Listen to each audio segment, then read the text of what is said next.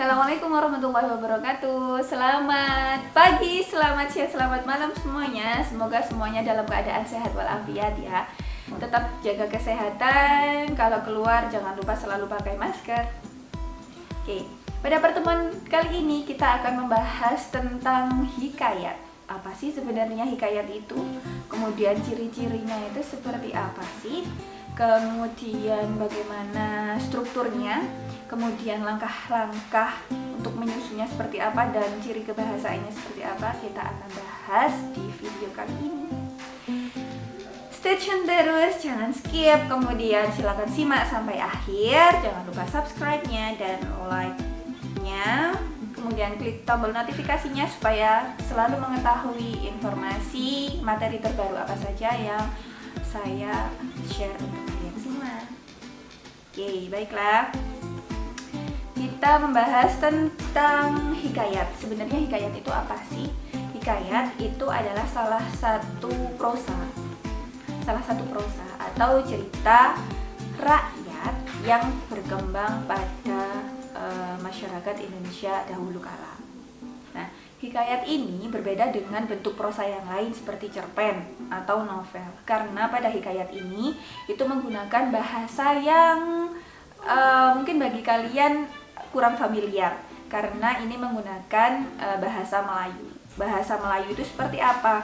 Bahasa Melayu itu contohnya seperti ini. Ini adalah hikayat Indra Bangsawan. Tersebutlah perkataan seorang raja yang bernama Indra Bungsu dari negeri Tobat Syahrial. Setelah berapa lama di atas kerajaan, tiada juga beroleh putra. Maka pada suatu hari ia pun menyuruh orang membaca doa kunut dan sedekah kepada fakir dan miskin. Hatta beberapa lamanya Tuan Putri Siti Kendi pun hamilah dan bersalin 2 orang putra laki-laki. Adapun yang tua keluarnya dengan panah dan yang muda dengan pedang. Loh, ceritanya kok gitu? Aneh ya pasti ya? Ya, itu adalah ciri-ciri dari hikayat, salah satu ciri dari hikayat. Kita masuk ke karakteristiknya berarti. 1. Itu terdapat kemustahilan di dalam cerita. Berarti kemustahilan di dalam cerita ini itu apa? Ayo, ada yang bisa jawab? Berarti kemustahilan di cerita ini itu adalah hal-hal yang tidak bisa dinalar, unlogical, tidak logis. Misalnya apa? Tadi itu Tuan Putri Siti Kendi pun hamilah dan bersalin 2 orang putra laki-laki. Adapun yang tua keluarnya dengan panah dan yang muda dengan pedang. Nah, itu adalah kemustahilan. Kemudian untuk yang ciri kedua itu adalah kesaktian. Di dalam cerita hikayat itu memuat unsur-unsur adanya kesaktian. Maksudnya kesaktian itu apa yang berhubungan dengan fisik seseorang. Misalnya Gatotkaca mempunyai otot kawat balung besi, misalnya seperti itu. Tapi kalau kita merujuk pada hikayat seperti ini, itu contohnya misalnya Syah Peri mengalahkan Garuda yang mampu merusak sebuah kerajaan. Itu adalah kesaktian.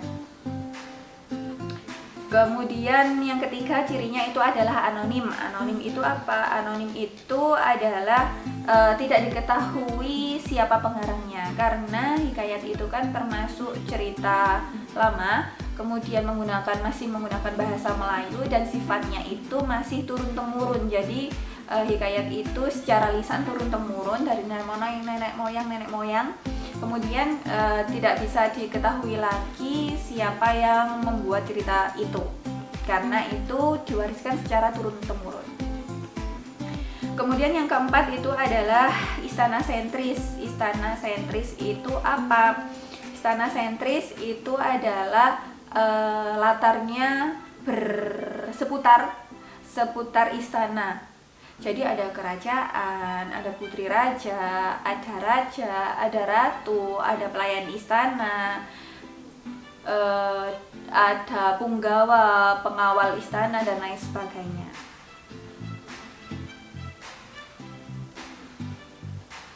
Selanjutnya itu menggunakan alur berbingkai atau cerita berbingkai. Maksudnya itu adalah di dalam cerita di dalam hikayat itu menggunakan alur ada alur maju, ada alur mundur, kemudian ada juga flashback. Flashback itu mundur, maksudnya ada juga alur maju dan mundur. Kemudian kita masuk ke mengidentifikasi nilai-nilai dalam hikayat. Nilai-nilai di dalam hikayat itu ada beberapa. Yang pertama ada religius, berarti nilai religius itu adalah nilai-nilai yang berkaitan dengan agama, nilai-nilai yang berkaitan dengan ketuhanan. Misalnya kalau di hikayat Indra Bangsawan tadi misalnya seperti ini, maka pada suatu hari ia pun menyuruh orang membaca doa kunut dan sedekah. Berarti dengan kata lain ini adalah merupakan nilai religius karena membaca doa kunut. Walaupun hikayat ini menggunakan bahasa Melayu, akan tetapi kita masih bisa tetap bisa memahami secara keseluruhan tentang isi dari hikayat. Tetapi ada beberapa kata yang mungkin kita tidak kita ketahui, bisa kita cari di Kamus Besar Bahasa Indonesia offline maupun online.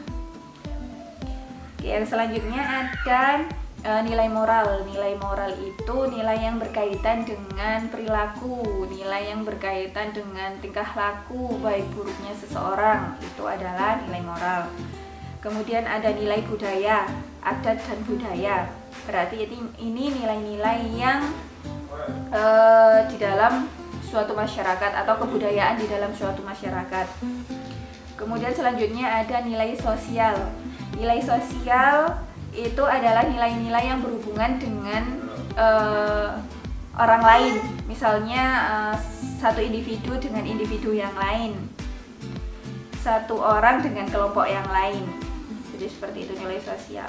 Kemudian ada nilai edukasi atau pendidikan. Nilai edukasi atau pendidikan itu adalah baik nilai-nilai secara kognitif.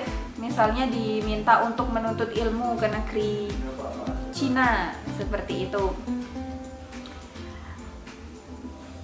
Itu nilai edukasi. Oke, selanjutnya ada nilai estetika atau nilai keindahan. Nilai keindahan atau estetika ini biasanya bisa kita lihat di dalam wujud bahasa dari hikayat. Atau misalnya ada majas-majas yang digunakan di dalam hikayat. Oke, baiklah, cukup sampai di sini pertemuan kita kali ini yang membahas tentang hikayat.